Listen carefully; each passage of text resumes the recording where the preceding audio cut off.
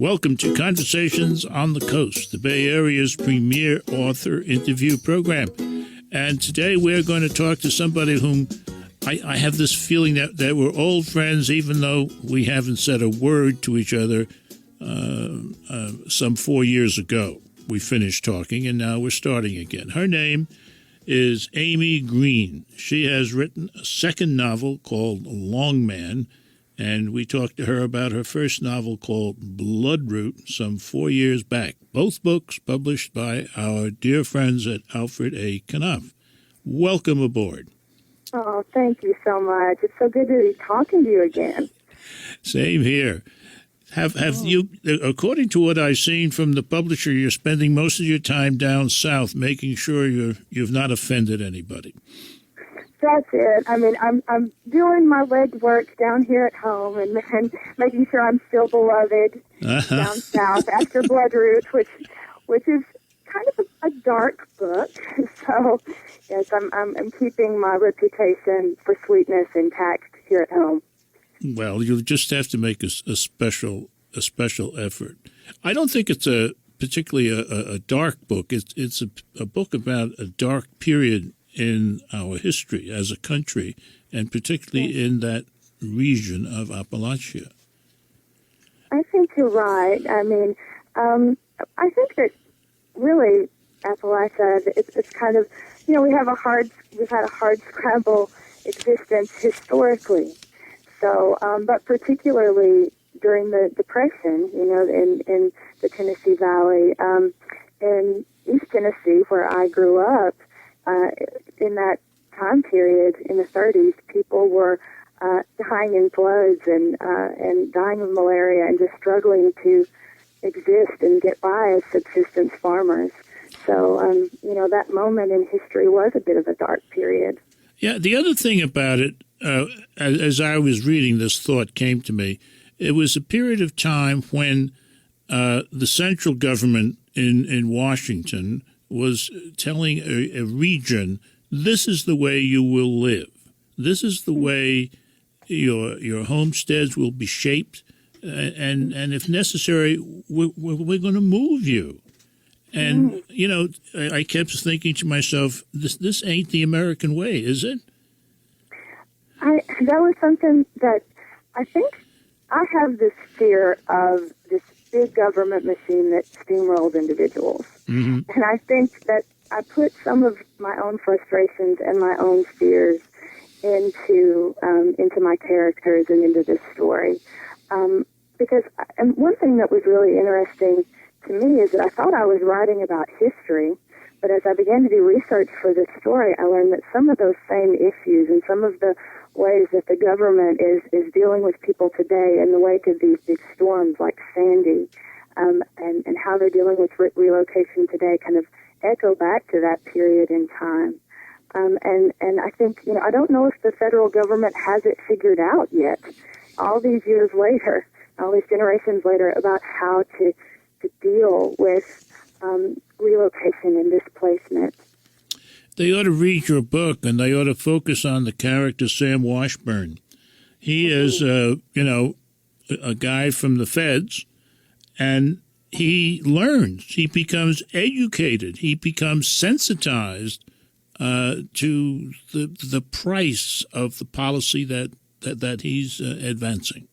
Yes, well, with Sam Washburn, I wanted there to be a sympathetic character on the other side of the issue, because I wanted to try to strike a balance. I didn't want to present this as a black and white issue where the Tennessee Valley Authority are villains and the characters in the book are the heroes and heroines, because I really don't think it was like that during that era, because, the TVA did a lot to modernize East Tennessee and save lives even, by bringing flood control and new jobs.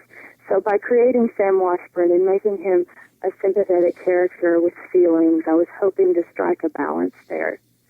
And I think you did. When I first met Sam Washburn, I wanted to kick him. But at the end, I wanted to hug him because he had come a long way. Yes, he had made a transformation, and I think your characters have to do that. If you if they're not cardboard characters, if they seem to live and breathe, that's what they're going to do. They're going to learn things, just as the reader, when reading a book, is going to learn things. I hope that's the kind of the author's hope. Well, enough about Sam. We ought to give people out there an idea of the general thrust of the book. It's a book that's based on real-life historical events, the workings of the federal government in Appalachia in the post-Depression years, the mid-30s. The actual time of the book is, 36, 37? 1936, yes. Mm-hmm. And what's amazing, in a way, is that the events of the book take place over a mere 3 days in the summer of 36, when a government-built dam is about to flood an Appalachian town. And the question that they asked you in a canned Q&A was, how did you come upon this story? And I think the answer is, it's in my blood, kids. I think that could be it. I think that could be it. But, I haven't grown up in East Tennessee. I grew up hearing stories of the Tennessee Valley Authority and how they improved life in East Tennessee. But I also grew up surrounded by the dams that they built. And in my hometown, we have Cherokee Lake. And when the water is low, you can see the tops of silos out in the middle of the lake. It's this ghostly image. So I've been seeing that since I was a child. And, of course, I was really intrigued by that when I was, 9 or 10 years old. But then as an adult, I started thinking about the sacrifices that must have been made for the sake of progress here. And when I did research into the TVA, I learned that, land that had been in families for generations was lost under that water. And in many cases, the bones of people's loved ones were dug up and moved to other places. And there were just thousands and thousands of families displaced in my region during that time. So I knew that I wanted to explore in writing this question of progress and whether or not it's always a force for good. Finding silos in your lake is unique, but there are a lot of other unique things about this book, and we'll get to some of them when we return. You're listening to Conversations on the Coast with Jim Foster. Follow us on Twitter at JimFosterCoc or send an email to jimfostercoc@gmail.com. Long Man, that's the title of the novel we're talking about today with its author, Amy Greene, novel number 2, published by Alfred A. Knopf. And a gentleman by the name of Steve Yarborough said something which I agree with about this book. He says, a gem. Long Man is so palpably real that I feel I've spent the last few days actually living in Greene's corner of Depression-era Tennessee. It is a special book, a beautiful, beautiful piece of work. And it's that whole, talent that you have to give us the place as a character, the feel of the land, the smell of it, what it's like to walk around through it, different areas. So it really is. I feel like I've been there too. I could almost have a southern accent by this time. I think that I think this place that I live in has shaped me in so many ways that I almost can't help but write about it. And I have sort of fallen in love with the landscape of home, and sometimes the natural world in the novel almost threatened to take over. I could just, I wanted to write about sort of a love letter to every tree and every flower and the water, and so I really had to try to rein that in, that tendency in myself toward maybe a little too much lyricism, but I just really, truly love my home and the geography of my home. Good for you, and good that you write about it, and you write about it so well. I just want to share some of the phrases that I had to write down because I liked them so much. You talk about migrant families, many of the people involved in the book come from elsewhere. Migrant families, you write, are looking for some reminder of happiness. And that's the fear. They don't want to be migrant families. They want to stay where they are, where they have happiness. Beautifully done. And at another point you say a character, and this is probably the main character, but I'm not sure because I didn't do a good note. She knew the lay of its land like her tongue knew the back of her teeth. That is absolutely perfect because it's so damn true. It's wonderful. Well, I think that's the part of me that I put in, that I put into the character that was the sort of heroine of the story, Annie Clive Dodson, and there's a lot of me in her. Mm-hmm. Okay, and then at another point, you write about her longing was as smothering as ever. I mean, that smothering is very surprising, and yet it's right on. I think so. I mean, I experience it. I experience longing, and I hope I'm not alone in that. It's almost a kind of suffocation. Yeah. As a physical, visceral feeling. And here's a little longer passage. Annie Clyde had seen more than one tree uprooted in all this foul weather. She'd heard the rain every way that it fell, hard like drumming fingers, in sheets like a long sigh, in spates like pebbles tossed at the windows. When she crossed the road and went up the bank, she could see water glinting between the tree stumps. The river had already become a lake. As she watched it, it seemed to lie stagnant, but maybe it was biding its time until dark. That's a lot to say about rain. It is maybe too much to say about rain. No, I didn't say. I said it's a lot. I didn't say it was too much. I don't know, maybe. But as I said, I kind of, I have to, when I started to get carried away, I had to kind of find a balance between that deep, deep love and action and moving the story forward. Well, I think the other thing it does is it slows one up as a reader. I think, we tend to do our reading the way we tend to do everything else these days. Fast, quick, right away. And when someone is going to reflect on rain and give it all those descriptive words and so on, you got to slow down, kid. You can't just rush through that. So thank you for that. Thank you for slowing us down. The other thing, there are heroes in this book, of course, but there is also an anti-hero. Yes. Amos. Mm-hmm. A semi-orphan, I think he's described as. Yes. Well, nobody's an orphan in this town, whose name is Unita. Unita. Yunetah. Unita. Tell us about Amos, who's kind of a misfit.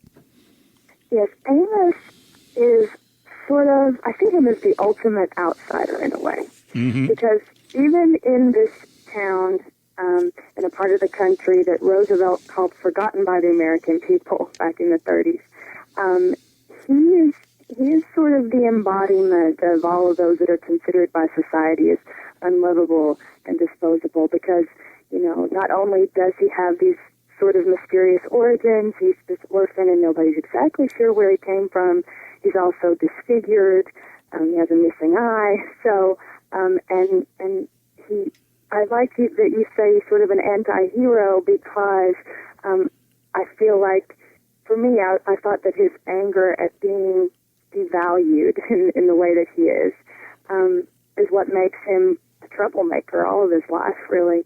And it kind of motivates his actions and causes him to act out in the ways that he does. And he's also an expert on dynamite.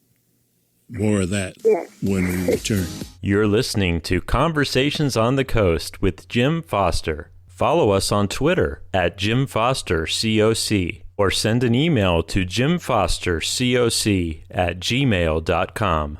We are talking today to a wonderful novelist by the name of Amy Greene about her second book, her second novel, called Long Man. And it is published by our friends at Alfred A. Knupp. We always try to put in the Alfred A. Oh, of course. Jill McCorkle is a friend in court for this book. Exquisite, she starts out. Greene's prose is as mesmerizing as the story she weaves. That's the point we've been trying to make. Readers will never forget this vividly drawn landscape, the journeys of those who hold tight to this remarkable place in America, even as it disappears before their eyes. Long Man is a novel about redemption and resurrection and love in all its forms. Its breathtaking suspense and images will haunt me forever. It's the suspense part that surprised me in a way. There's just these 3 days and they're threatening to end the existence of a town or a city by flooding it out. And that was part of the policy at the time? Yes. Yes, and it was, there was almost, I don't know how to say, a sort of power struggle in a way, but I think that attitude and the way that the government came in was so difficult for prideful people too, when they would kind of sweep in and take over. But the thing that I wanted to capture also was the conflict, because yes, it was a heartbreak for some people to have to be displaced in this way, but for others it was a blessing because it was their best chance of starting over somewhere else and having another life. So it's hard to say that the government was a villain even in this story or this moment in history. Yeah, but it's also a story that touches on one of the continuing issues in this country, and that is the issue of states' right versus the federal government. Absolutely, and it's something that continues to go on. Looking back and looking at this period in time and in history and in this country, I think that was a real eye-opener for me, because a lot of the political issues that were prevalent then are still unresolved today. And it made me see the sort of cycles of history and the way that history repeats. It was kind of sad, really, to see, that we still have so many of the same problems. Isn't it? Present era. Yeah. Absolutely. There's a character in the book whom I see as the hero, or I should say one of the heroes, a gentleman by the name of Sheriff Ellard Moody. And there's a little section on him that I'd like you to share with us. Could you do it, please? I absolutely will. When the TVA showed up, he decided it might be better for the town if he worked with the federal government rather than against them, regardless of his disdain. He only hoped the losses his people suffered were in their best interest, as Roosevelt had claimed on the radio. But whoever was responsible for the dam, God or the devil, it was out of Ellard's hands. He meant to keep his badge on until the last soul was gone from Unita. Then he would unpin it and head back up to his childhood house in the hollow. He would stand under the shade trees until it felt like he'd never left. He would clear away the leaves drifted against the door. He would sit on the unswept floorboards, letting home sink back into him, listening to the crows calling in the locusts and the bleat of Beulah Kesterson's goats carried downhill. He would go squirrel hunting. He would see if he could make cornbread to taste like his mother's, or at least somewhat close, as hers was the best he'd ever put in his mouth. He would try to remember what he must have known once, what he guessed all of Unita had forgot, how a fresh, cruel work of snow dressed even the dustiest of their farmyards, how leaves shaped like the hands of their babies sailed and turned on the eddies of the river, how an open meadow sounded when they stood still, how ripe plums tasted when they closed their eyes, how cucumbers smelled like summer, how lightning bugs made lanterns of their cupped palms, how it felt to come in from the cold to where a fire was built.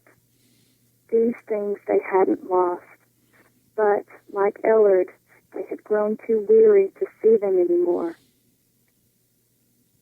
Isn't that sad?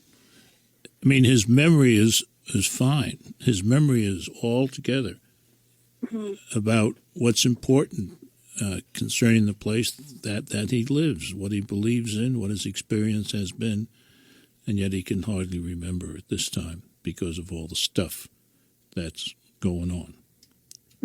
Yeah. And I think that's a sad thing about life in general. So often we lose what's precious and we lose the moment because it goes so fast. And there's a swirl often of activity and of chaos, and we lose sight of what's important. You know what else goes fast? Being on What? Conversations on the Coast. We have come to the end of our second interview together. Talking today about your second novel, Long Man. And you, of course, are the wonderful Amy Greene. This has been Conversations on the Coast, and I'm Jim Foster. Follow us on Twitter at Jim Foster COC or send an email to jimfostercoc@gmail.com.